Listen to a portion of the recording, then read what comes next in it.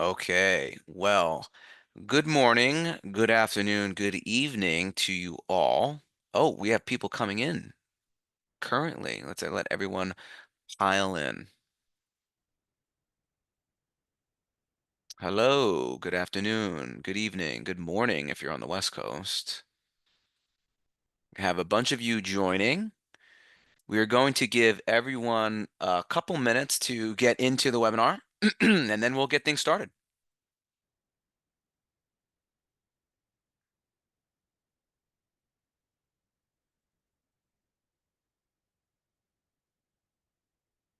All right, look at this. Count keeps going up.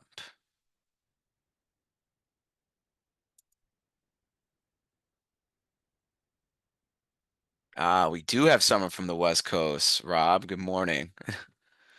And the reason I say that is because I primarily live on the West Coast,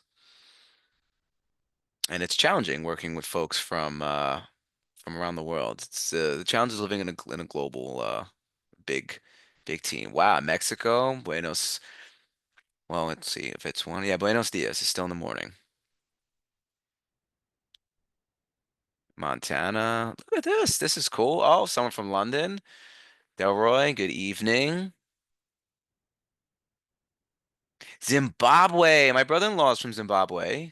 Awesome. Hello, Valentine. Wow, really from everywhere. Sao Paulo, UAE. Good evening. Good evening, India. Look at this. This is amazing.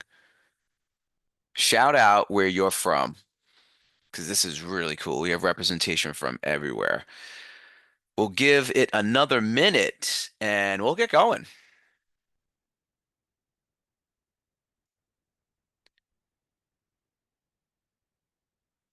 Shout out, represents Toronto. I'll never forget the first time I was in Toronto. What a clean city.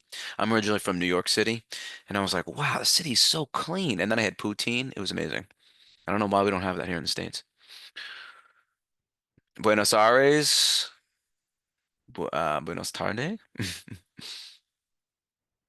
Good afternoon. All right, let's get things started. We have an hour. So good morning, good afternoon, good evening to all of you who's joined me. Thank you so much for taking time out of your day, your evening, whichever, to join me here on the line. My name is Jay Martang. I'm the field CISO here at Pantera. And today, this webinar is specifically focused, and we're going to be discussing how to maximize impact. And it's a guide to scaling red team operations. So we have about an hour. I want to encourage everyone to drop questions either in the question section or in the chat. I will do my best to answer questions along the way. If not, we will do questions at the end for sure. I'll leave about 5 to 10 minutes, depending on how long-winded I am this morning, to hit everyone's questions as it is. So thank you very much. Let's get this show on the road. So from our perspective, here's what we're going to be doing. Let me just close some of these windows here. Let me move my Zoom window up here. All right, here's our agenda. So we're going to talk a little bit about what is red teaming. We're going to get into automated security validation. What is that? And then we're going to talk about examples of red teaming with that automation with Pantera and how exactly what does scaling mean with the use of automation. And I'll throw this out there right now, actually, because it comes up in a lot of our conversations. Automation does not mean replacing you or your team or folks. In reality, automation just means augmenting, and we'll talk all about that. And then, like I said, we'll leave some time for Q&A. So what is red teaming? Well, if you're not familiar with red teaming is a practice to test an organization's defense by emulating attacks. And this has been in the industry for quite some time. This might take a couple different forms. This might take the form of penetration testing, or it might take the form of specific red teaming where you either have an internal red team or maybe you're contracting red teaming services. So there's many different ways of doing this. A pen test or a penetration test might just be a once in a year type of scenario, or maybe a twice a year scenario where an ongoing red team could actually do ongoing services for you. Or like I mentioned, you have maybe some talented folks in-house that are actually doing that for you. What it's really looking to do is do two things. It's looking to identify the vulnerabilities, and in particular the exploitable vulnerabilities inside the environment, to understand and really enumerate risk. And it's also looking to assess the effectiveness of the defensive, the security posture inside the organization.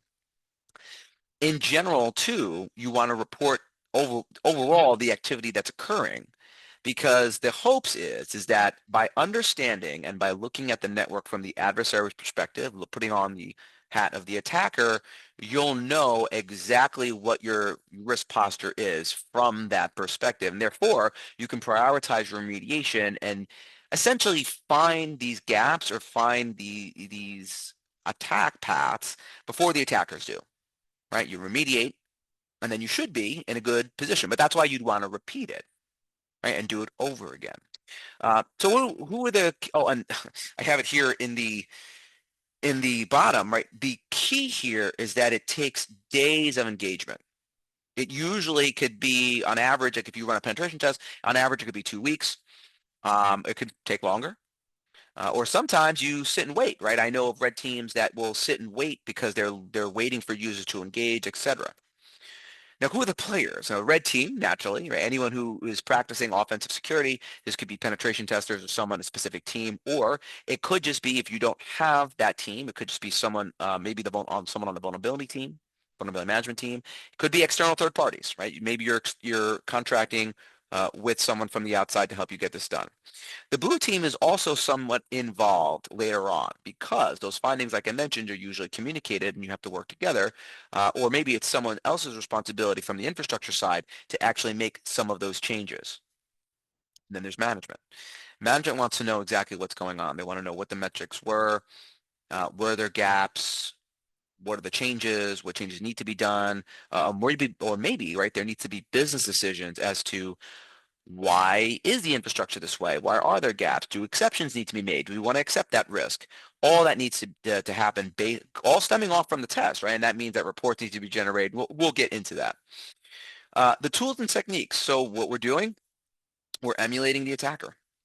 We want to try and use the TTPs that they're often doing. And this can be very specific. It could also be very broad, depending on where we think that risk is. And usually what I like to advise a lot of our customers and prospects to do is to focus on low-hanging fruit, things that are maybe overlooked from time to time. This could be very basic things.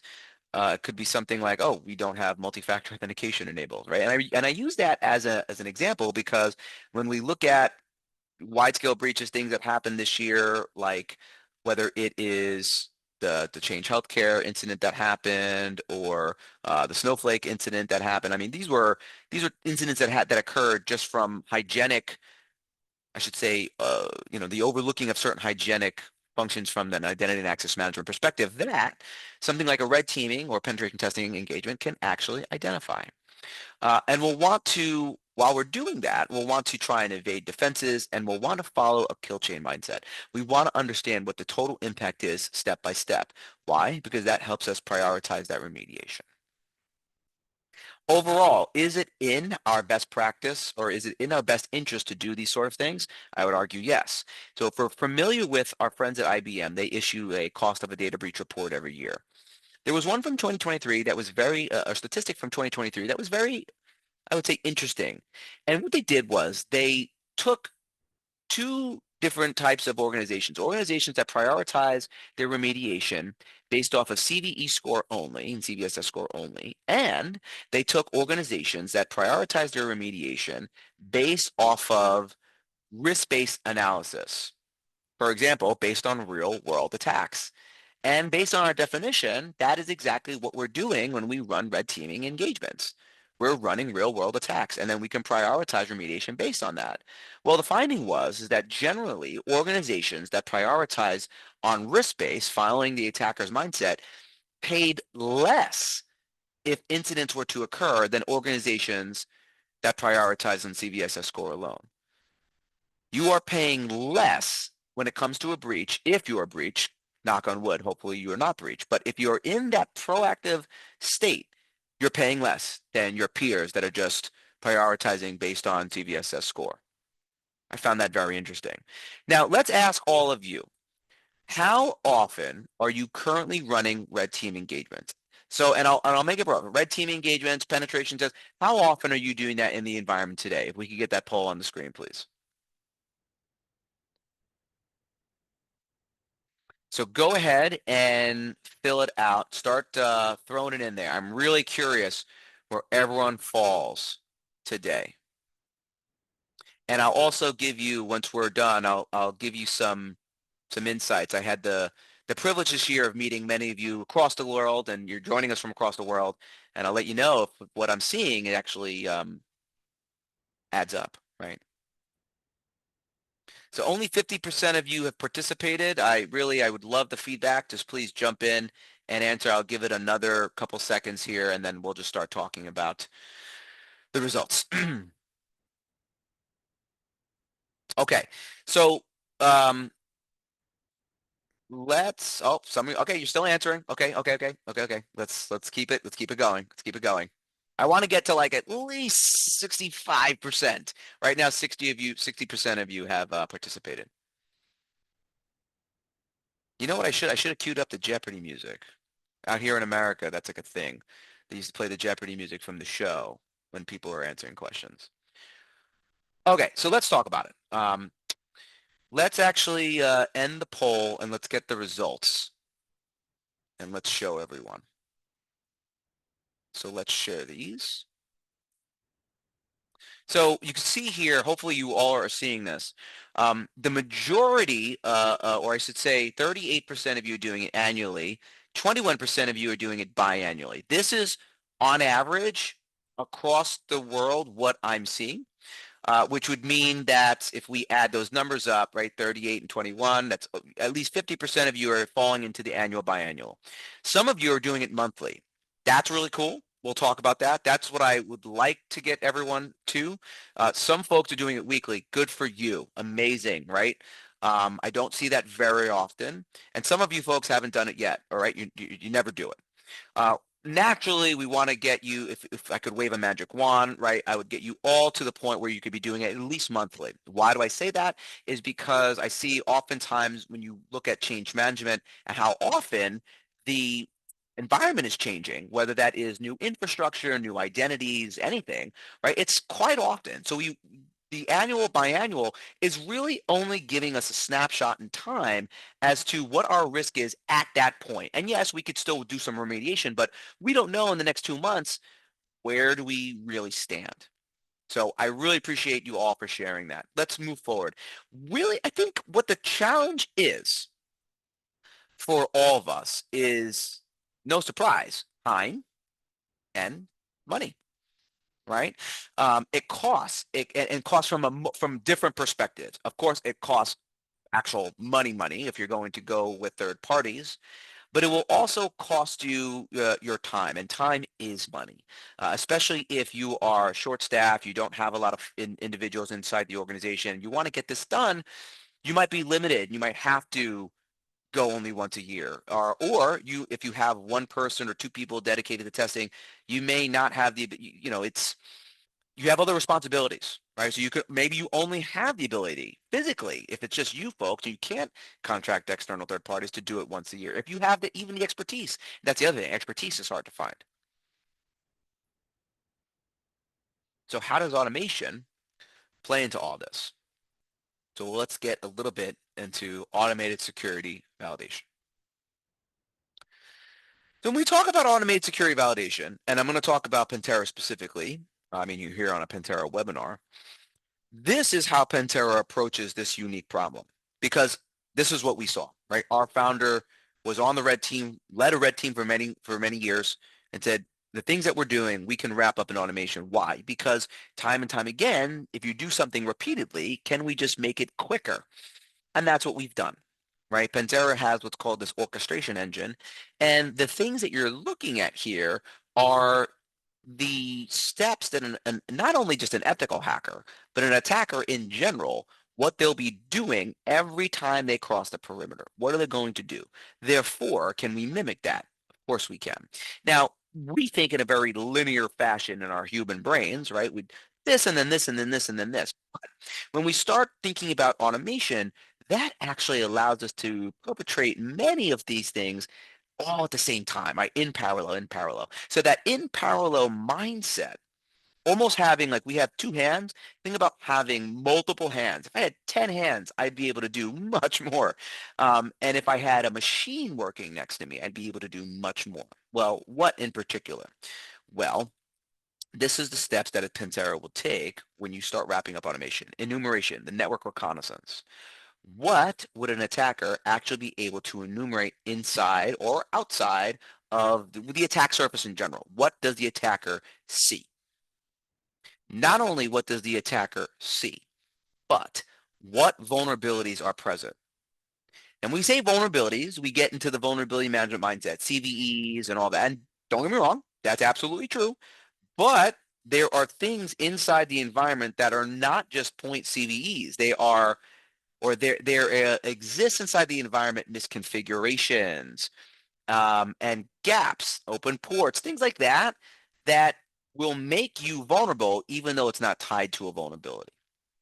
Now, an example of this, I spent a lot of years in the privileged identity space. A nice example of this is the local admin password inside your Windows infrastructure. If you're not rotating that and the local admin password is the same across all the infrastructure, that's actually making you vulnerable, right? If an attacker gets a hold of one of those hashes, they can move laterally across the environment, right? That's making you vulnerable. And that's exactly the point. Attackers will try and find these identities, and that's what you can do with Pantera, right? With automation. You can actively listen continuously, right? For 24, 48 hours if you want. Continuously listen, see if there are identities exposed, password hashes. I mean, hopefully there's no clear text credentials. If you have that, that's a whole separate issue. But you can only do that if you're actively listening. And if you pick up password hashes, then what? Well, you can automatically try and crack those password hashes. Or you can try and execute relay attacks. Now, cracked password hashes will get you clear text credentials. Relay attacks, you don't even need to crack them to perpetrate or propagate an attack. Up until the point where you can maybe start getting remote code execution and dropping malware. Then things get really interesting. Why?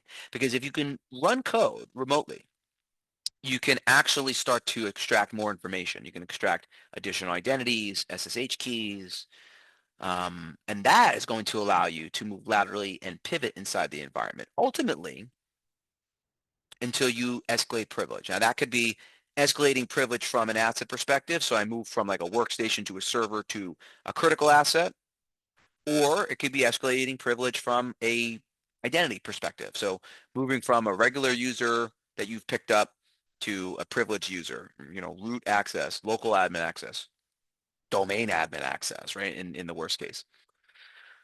So that continues until if you're a penetration tester, right? If you're a contractor, you say, hey, time's up, and then you have to wait for a report. That report gets generated. Well, with Pantera, that report gets generated instantaneously, and then Pantera cleans up and leaves the environment the way it was found. This enables you, like I mentioned, to get to go to the top, right? And continuously execute this time and time and time again. Our approach is agentless. You don't want to be deploying agents everywhere. Why? Because attackers don't use agents, right? I mean, you want to keep this as true to life as possible. You want the attacks to be real, meaning you want real remote code execution. You want to be logging in to machines so you can generate real-time logs. And you need it to be safe. You don't want to be blue screening or having what I like to call a CrowdStrike moment where all of a sudden it's like everything goes offline. Not so good for your business. So let's talk about some examples. So let's talk about how the automation, right, in different scenarios, right, will actually help you, what the before and after scenarios will be.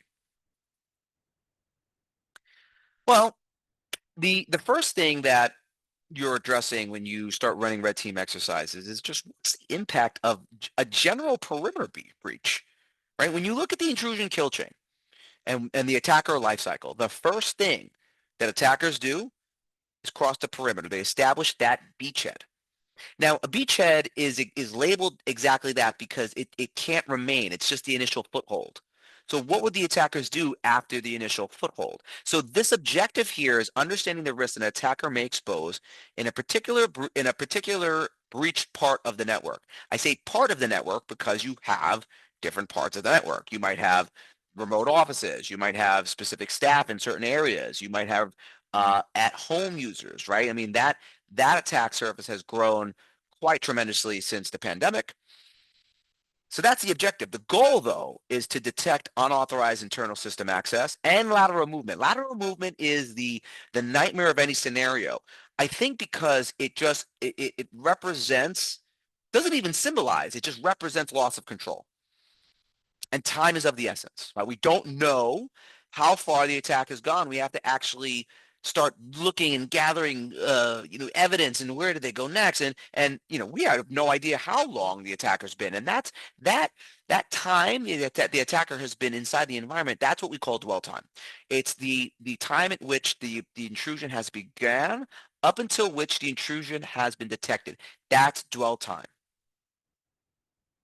And I don't know the statistic offhand, but it's quite long. It's like hundreds of days, if not longer, that on average what the dwell time is. That would have been a good statistic to put in here. I'm kicking myself, right?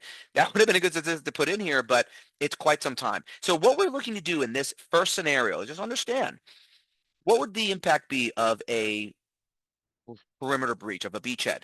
Test the effectiveness of the internal control and assess the response time. Now, the before scenario is if you're doing this manually, or even if you're working with external third parties, you need to start manually deploying tools like Metasploit, Sponder, Empire, Bloodhound, whichever. I mean, there are tons of tools out there that are cool, right? But it's a manual process, right? You need to wait for the information, you need to aggregate that, and then you have to think and you have to make decisions, right? Where do I go next? Is lateral movement possible here? Do I have privilege? Do I have remote code execution capabilities? Do I have all that? Then I might need to craft payloads. I need to deploy. Then I gotta need to reset and do that again. I need to dump, try and get more information. And this all takes time. But this is why a lot of times on average, penetration tests and red date, 2 weeks is what I normally hear. Could be a week, could be longer, but it takes time. Why? Because you're manually hands on keyboard. Okay. And you have to hope that you don't break anything. And I don't know. I mean, this could have been another poll. I won't. We don't have this set up as a poll, but just think to yourself, and if you're out there, right? Have you had issues in the past where systems there were blue screens or things got compromised? Right? I hear that a lot too. In fact, the question comes up to me all the time when I'm talking to you folks out in the field. I'm seeing you at shows, or I'm fortunate enough to visit you in one of your countries. Is it safe? How can we guarantee safety? The after scenario here is that, see this robot here in the background, you consider that robot, you can think of that as Pantera. Now, I don't know if you look like this person here, right? But you can be getting your job done while Pantera is running. So that multiple hands, that working in parallel, this is exactly what automation does.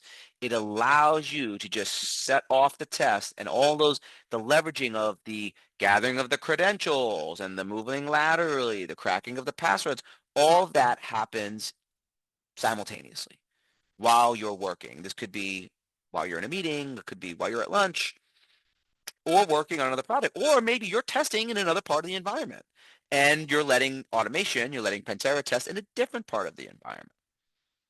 All of that lateral movement will now start to happen automatically, and you can get an understanding of how widespread is that initial breach. Also, right? Evasion, EDR evasion, and flying under the network, that all happens automatically also. And the safety, I mentioned that before. So one thing that is very unique to Pantera and what you get when you leverage us as a partner is the fact that the exploits that are being used are safe by design. What does that mean? Safe by design. Well, it means that The research team here goes through a very painstaking process of making sure that you're not going to have a CrowdStrike moment. You're not going to blue screen. Now, what's an example of that? Well, you can build exploits in user mode, or you can build exploits in kernel mode, which is more safe user mode, right? Because you don't want to cause kernel panics. Another example of this would be zero logon. Zero logon was or still is, right? It's an exploit that will get domain admin right, escalate privilege, etc. But it compromises the availability of the domain controller. No good. So for a long time, we just didn't include it until our research team found a way to actually execute zero logon via relay that was safe. Then and only then was it included in the tool, right? So safety is very important. Now keep that in mind because we're going to move to our next use case. Phishing impact. Now I'm going to say this again. Phishing impact. Not phishing test, phishing impact. Why do I say it that way? Well, the objective here is understanding what the blast radius risk of a compromised user or group poses to the organization. We want to assess the risk of different identities inside the environment. We have many different identities in the environment. We also have different identities in different departments with different levels of privilege. So we want to understand if least privilege strategies are in place. Are we following that? Or has there been a lot of privilege creep, as I like to call it? We want to test the logical boundaries that we have inside the environment, both from a logical perspective as well as a privilege perspective, right? Privilege boundaries. We want to make sure that you can't just go everywhere with these identities. And we want to assess the security response. Okay, what's the before scenario? Well, many of you may be running, or maybe you even have a tool, right? Phishing tests. So you're spending money and running phishing campaigns manually or with a third party or with the software. What happens? Users fail. Now, I'm a betting guy. I go to Black Hat. I might hit the tables. I would love to take the bet, and I would say, yeah, absolutely. There's never been anyone. I mean, I would bet money that there's never been anyone who's had 100% phishing success, meaning the users never fell for it. The users always fall for it. And in fact, I know some organizations, they don't even do phishing tests anymore because they know their users are going to click. And sometimes, right, what we've begun to ask is, well, what happens after they fail, right? They go to training, don't do that again. Okay. But what does information security, what does the security group do with this information? Ah, okay. This is a different type of mindset now because we know users are going to click. They're going to fall for it, especially with the use of AI, right? Not saying like AI hacks crazy, but AI, the crafting of emails and that sort of stuff is going to get easier for attackers. So what can you do? Well, now a nice after scenario is you can actually understand the phishing risk at scale.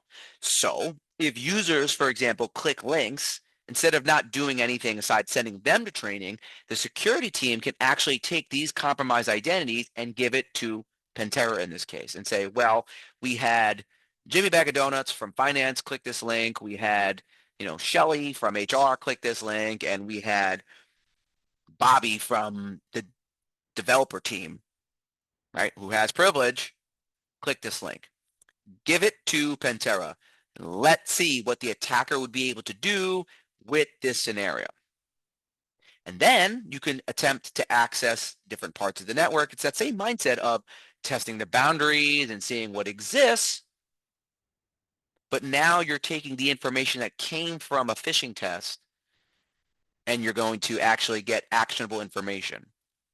Why does that matter? Again, when we think bigger picture, communicating to management, we can take those metrics and say, we ran a test. This is what happened. These users failed. We sent them to training, but also we understood what the risk actually was as well with our current controls. And maybe it's not all bad. Maybe we stopped, attackers would only have gotten this far. But we don't know unless we test. Now we have that visibility. And we can let that run overnight. We don't have to do it manually anymore. We're letting automation run through it, right? And use targeted IPs across the network. Understand where they could go. I'm going to take a quick break here. Let's see what we have on the chat. Oh, can you folks hear me? I'm glad I took a look at the chat.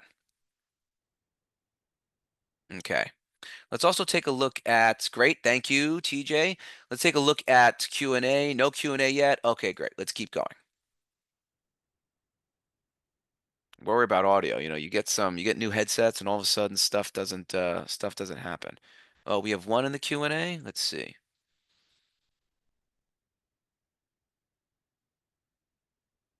Oh my gosh.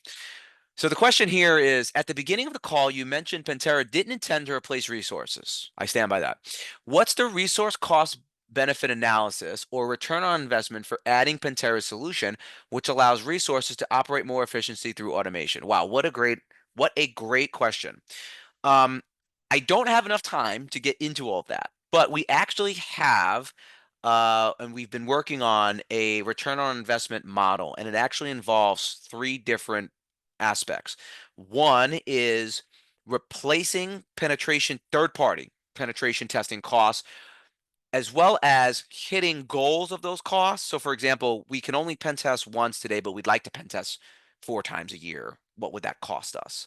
As well as productivity. So, this is saving us time and money tied to individual testing salaries, as well as being able to quantify risk and the dollars to that risk. So, Rob, what I'll do is I want to get your information and maybe have a follow-up conversation with you, or if this is of interest to you and you want to have a whole separate ROI, we actually have a webinar that we talked about as well that we've done in the past. Maybe we can get you some of that information. So, very good question, Rob. We have models and we have prior information, prior webinars that we've done around ROI, but I'll follow up with you, Rob, and get you some more information regarding that.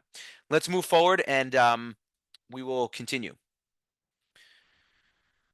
Oh, well, something else that I wanted to talk about is ransomware. That's another big use case for us and for everyone.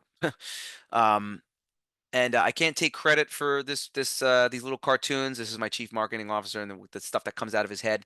But it is from a real life use case where ransomware and what we've seen, right? Ransomware. Um, we test for ransomware, right? We at Pantera test for ransomware, and it's actually all the controls are just monitoring, right? But the threat is still very real. And this statistic was pulled from the IBM cost of a data breach for 2024. Ransomware is a top threat across 92% of industries. Okay, it's still very much a just everywhere. Like it's everywhere. You can tell how bothered I am by it because it's still very much at the forefront of everyone's minds, especially when again I got to see many of you this year.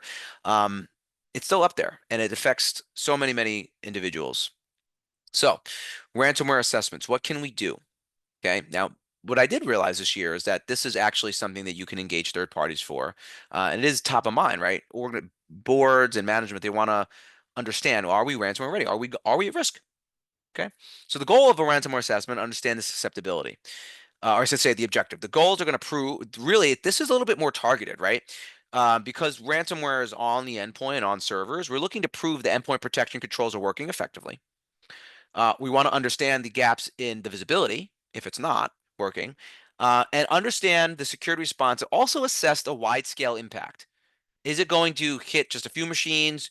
Maybe we have a zero trust initiative that we've been rolling out. We want to make sure that that is working effectively, right? Ransomware hits. It doesn't want to, it should only affect a certain amount of machines, or maybe, we want to contain that blast radius, right? We can also use it as a catalyst for a tabletop exercise. So, meaning, if you're running a tabletop exercise and you're going through that, you can actually run a ransomware assessment as the first assessment. What would the organization do, God forbid, if the ransomware assessment is successful? What steps are you going to take? Right? What's the resiliency efforts? You could take or if it stopped it, great, but still, what are you going to do after? So that could be the very first step in the catalyst. Now, the before scenario here is that it's one of two things. You're either contracting, you're paying people to come here and help you with that. Maybe it's part of a penetration test, or maybe you're doing that very specifically, right? So we've had organizations, in fact, to Rob's point, right? We were talking about that with our friends at DTCC, right? They were running ransomware assessments beforehand externally. They were paying money to do that. Um, or maybe you have the ability to do this internally, right? Maybe you have some talented folks in house. You're testing, but then it's a careful. You're walking on thin ice, right? You got to be careful because you're using either uh, live malware, or how's it going to be safe? How are you going to know you're doing this right? It's a balancing act. With Pantera, right, I'm going to show you a bunch of what we call the achievements from the ransomware ready assessment that we run. And essentially, what we're doing is we're able to take real live ransomware families like Lockbit 3.0, Conti, Maze, whichever, and run inside the environment. Think of it as I'm a martial artist, right? I train with weapons. I don't train with actual sharp blades though, right? And when I was learning nunchucks, I was using padded nunchucks, right? Because I knew I was going to whack myself in the head, and sure enough, I did, right? So it's the same thing, right? You can still train, but you can do it in a safe manner. And some of the things that you're seeing here, right? And what we're really looking to do is understand the IOCs, the indicators of compromise that malware and that ransomware families are perpetrating inside the environment, and seeing to see if the endpoint controls are going to pick it up. So, for example, um, when remote code execution happens and malware gets uploaded, is the binary going to be found? Yes or no? When the binary starts to generate an encryption key, or when it creates a configuration in the Windows registry, why? To maintain persistence, or if doing process injection, right? Typical of malware, but very typical of ransomware, right? Just either fly under the radar, etc. Especially when it starts to enumerate files, and of course the general encryption. Now, it's important to note that you don't want to encrypt the actual file. So, for example, here with Pantera, what we're doing is we're making copies of the files and we're encrypting those. So we don't want to interrupt the users, right? That's important. That's part of safety. And then what we really want to understand is it going to be found? Is the SOC going to respond? And is command and control going to export stuff? Because when we start thinking about and looking at ransomware families over the last couple of years, the double extortion, even the triple extortion now, where data is leaving, is still something that we now need to be careful of. And then they're going to cover up their tracks, right? They're going to emulate the deletion of logs and deleting shadow copies. All that stuff is stuff that we want to be aware of. Now, I'm curious, and I'm going to take a sip of my water here. I have another poll for you folks. How much of a threat is ransomware viewed within the organization? Like, is this something that they are concerned with, right? Is it something really super serious, or is it, ransomware schmansomware, right? It's not a threat at all. While you folks are answering, I'll take a look at the chat. There's a question about what makes Pantera different than breach and attack simulation platforms. Okay, so good platforms. I'll give you some high level, right, immediate differentiators. Pantera is an agentless solution. A lot of breach and attack simulation solutions need agents. Why? There was a concern for safety. So, but when you deploy agents, you have a system level agent on a machine, and that's just not true to life. Attackers don't use agents like that. Therefore, we don't either. Also, breach attack simulation is exactly that. It's simulation. When Pantera is actually perpetrating, it's actually picking up clues live inside the environment. So if you fat finger a password and you fall back to a legacy protocol, and it gets broadcast, and your identity gets broadcasted as it happens, Pantera will pick that up. That live testing, the live logging in, the live remote code execution that generates logs, that's a big differentiator, because those tests, as it happens, should generate logs in the SOC, should generate logs in the SIM. People should be responding. Like, that's a big difference. Okay. Um, there's another question here. What does agentless actually mean? What is the entry point for the code to run on a system? Agentless means I'm not taking code and deploying it and and manually doing things from the agent. If you're getting remote code execution, that privilege needs to be obtained, right? Either through on the wire, like I just mentioned, or through some other means, like you're exploiting a CVE and getting remote code execution that way. Okay, so that's what I mean by agentless. It's not saying I need to deploy on a gold image, and therefore the gold image has this level, this profile, therefore the risk is there. No, no, no. Or I'm going to deploy agents everywhere, and the agents will talk to each other and based on the system configurations. Right. The system, you're going to see what attackers see. The attackers are going to breach the perimeter. They're going to have to do reconnaissance, try and get a foothold or move laterally. That's what the agentless methodology is all about. All right, I need to move on because I want to be sensitive to time. I have 20 minutes left. Oh my gosh, I didn't even share the results of this. So let's share these results.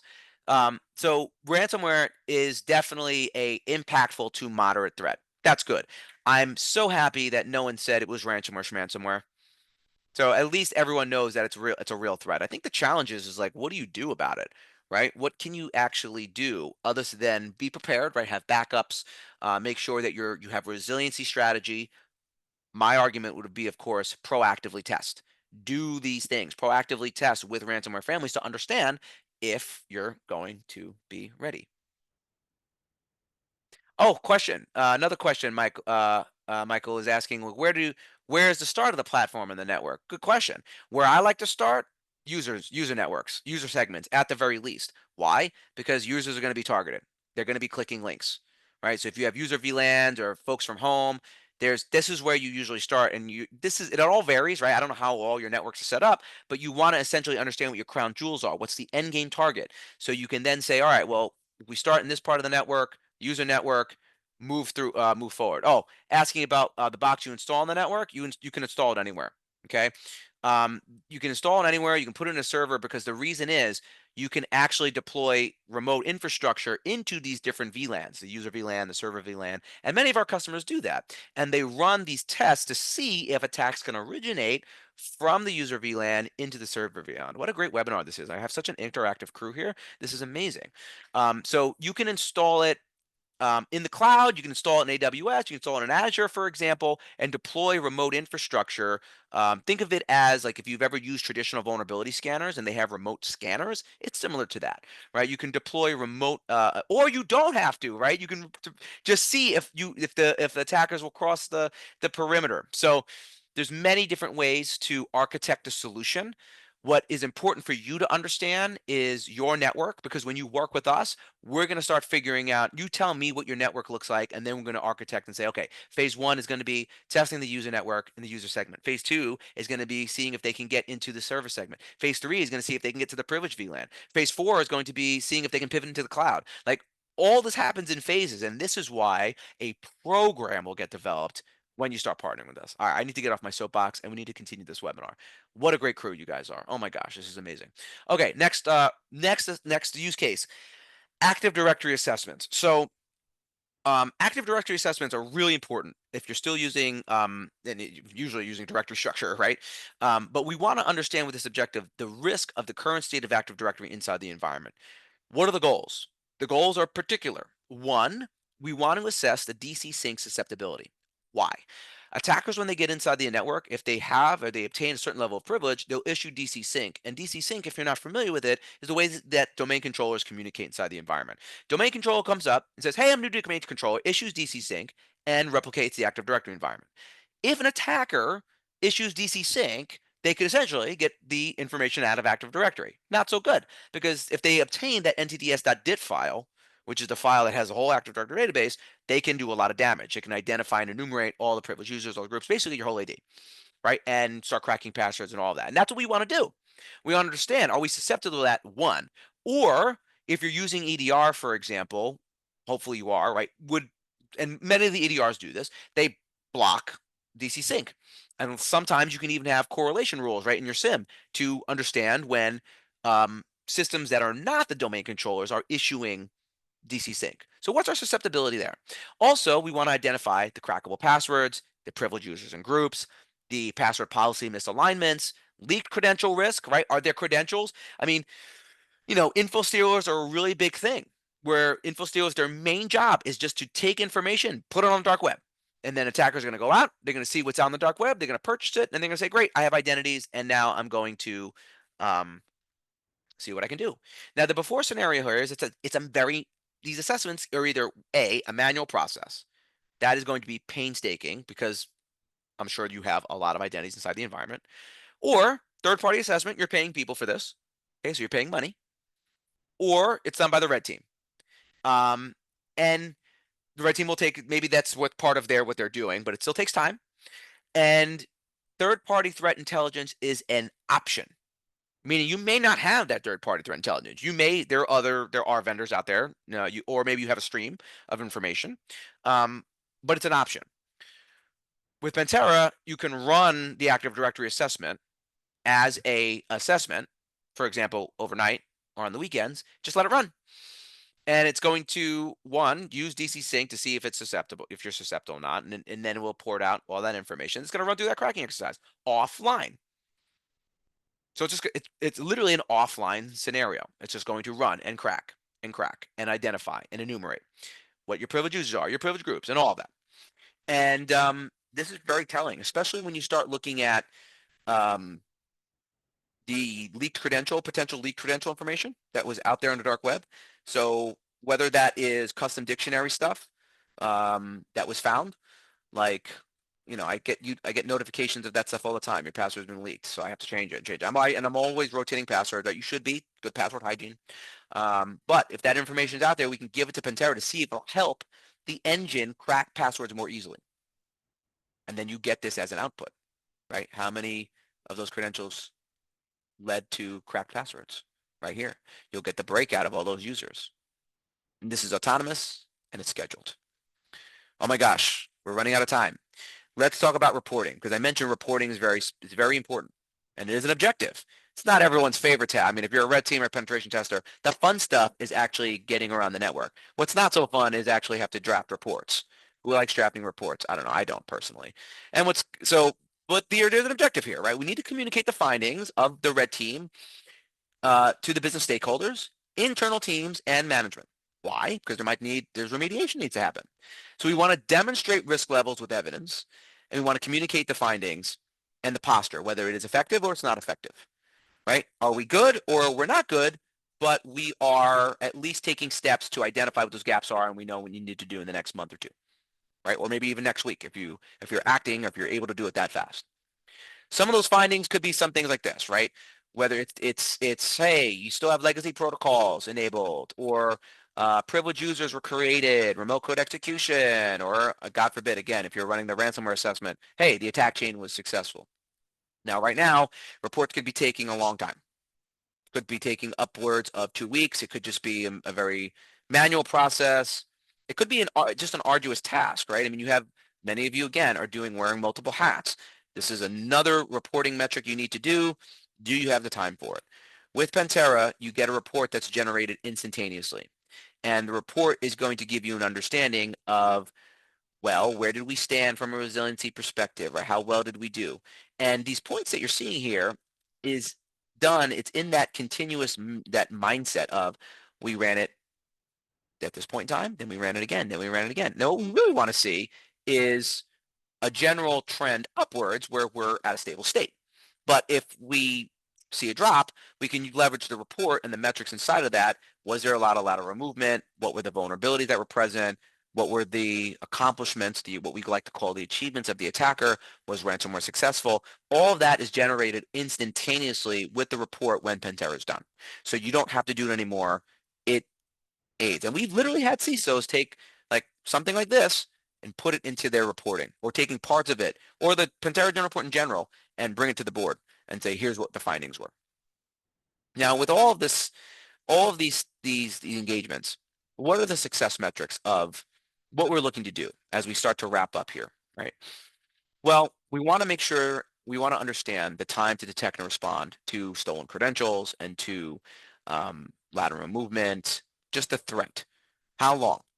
Are we meeting the SLAs? If we're using a third-party SOC, for example, are we meeting those SLAs? Are we getting the full picture? Right? What's the effectiveness of these preventative measures? We want, like I mentioned in the beginning at the top, the purpose of the red team to understand risk and understand our effectiveness of our program.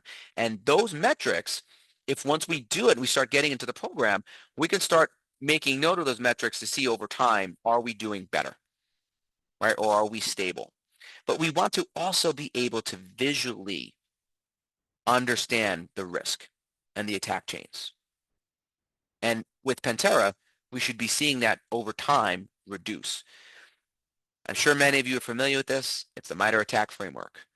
We can go through this and say, all right, we want to, and this is another, differentiation of maybe some of the breach attack simulation platforms. Like, all right, we want to only test for like an execution. We only want to test for persistence. And like, you go through these in a vertical manner, so to speak. But attackers are going to take whatever steps they can. So you want to look at the environment holistically, and we want to get to a point where we have a visual understanding, step-by-step kill chain of what is happening or what is going on. And that, of course, yes, will be done and outputted on the report for you.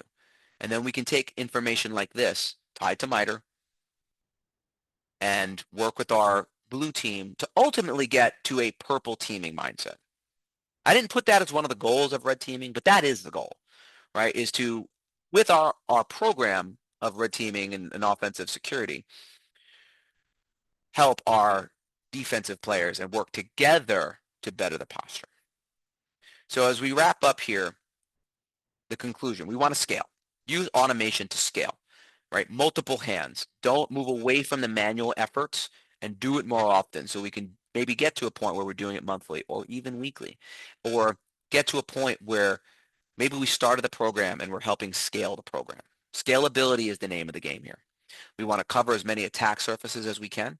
So the internal attack surface, the external attack surface, cloud attack surface. We want to use adversarial TTPs, right? Wrap that up in the automation as well. And we want to do it safely. So we're not compromising the availability of information, and tie it all to MITRE. And move from an area where we're doing it once or twice, something like this, to where we actually have a program.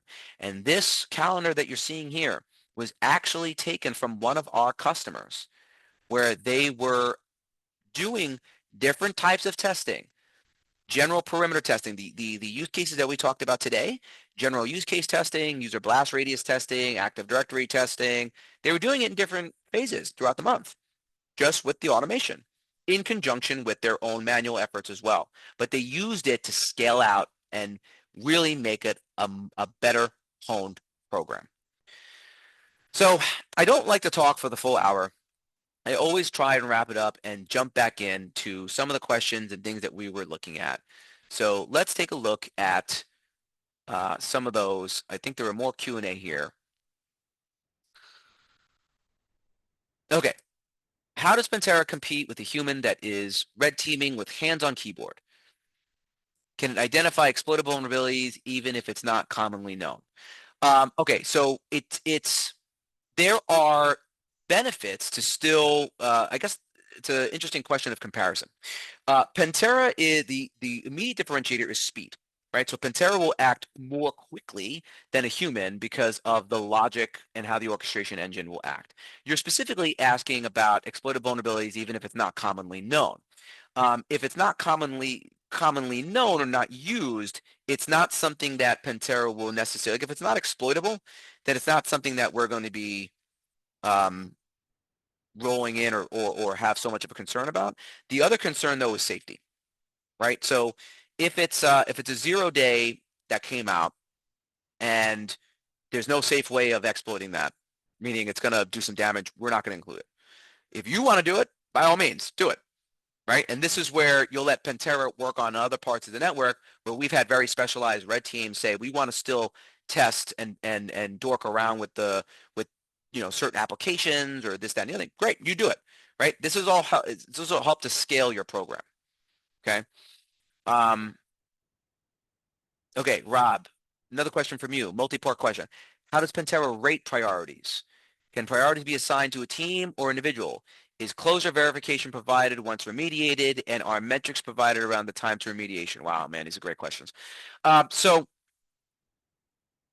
we prioritize based on impact. So vulnerabilities will have prioritization. For example, if it's a lower base vulnerability, but it caused widespread exposure, we would prioritize that as such. Most organizations, though, are going to start closing like tickets and things like that. We'll start working with ticketing systems, governance risk and compliance tools, ServiceNow, things like that for the actual handling of the incident. So you'll export information from Pantera and import it into ServiceNow or other ticketing, and then manage the lifecycle there in that regards. Then you might kick off something like another test, right? Use the REST API to kick off another test, retest, and then see if those vulnerabilities still exist. They should disappear, right, afterwards. We don't provide metrics around time to remediation or mean time to remediation. That would be more in the responsibility or the scope of a GRC tool or a ticketing system. Suhail, what is the best practice map Pantera actions to SIM logs? I'm trying to run tests, identify the corresponding logs, and create rules on SIM. Pantera report is kind of high level. So I think if I'm understanding the question correctly, it's around mapping actions to SIM. And I understand you're trying to build SIM logs. So what I would recommend is we would send all of Pantera's activities go to the SIM. So what we call the action log, you would see that inside the tool. The action log would take all that information and fire it to the SIM. And then what you'll do is you'll build correlation rules within the SIM. So within the SIM, you'll want to have an identification of critical assets, assets that correspond to certain types of maybe compliance, right? You have Windows infrastructure, you have firewalls and all that. And once you do that and you build correlation rules, then just run Pantera and see if those rules are firing. That's the best way to do it. And that's how a lot of our customers are doing it. So they're taking information, the contextual information, working with our solutions architects to help build what that program look like. And, we help advise you in that regards as well. I went too far in the slideshow. We actually, quickly, I want you all, if you could, we really value your feedback. I swear this isn't malware. Please scan this with your phone and go and give us the feedback of today. It's a survey about today. We want to understand how we can make this better, all these webinars better in 2025. So please absolutely give it. We value it. We absolutely value it. Please give us the feedback. I'm going to take a quick look. I'm going to leave this up. I'm going to take a quick look at a chat. Nothing else in the chat. I'm open to other questions if you want to throw. Oh, and the form is also in the chat for feedback. Again, feedback is super important. We want to make sure we continue doing these. We want to make sure it's relevant and that everyone gets something out of this. So please, really, your feedback, you help shape this content. Okay. Something else too, by the way, please go to our website. I think the other past webinars, things like return on investment, is there. So I believe that's out there if that is of interest to you. Or if you want to just drop me a note, find me on LinkedIn. My name is Jason Martang, Jay Martang, both. Add me on LinkedIn, drop me a line. Feel free to send me a LinkedIn message if you want to chat. Send me an email if you want to chat. I'm always happy to talk about things, not just about Pantera, but things about in general, about security. I've been in the industry a very long time. So thank you so much. With that, I mean, we're at the top of the hour. Thank you so much for you all. I think this is probably the best webinar I've done. I've had so much interaction here. This was great. So thank you so much for joining. Thank you for asking questions. Thank you for being interactive. The time flew by, and that's always very, very good for me as a presenter. So thank you everyone for joining. Happy holidays. Stay safe, and we will find you on the next one. Thank you so much, everybody.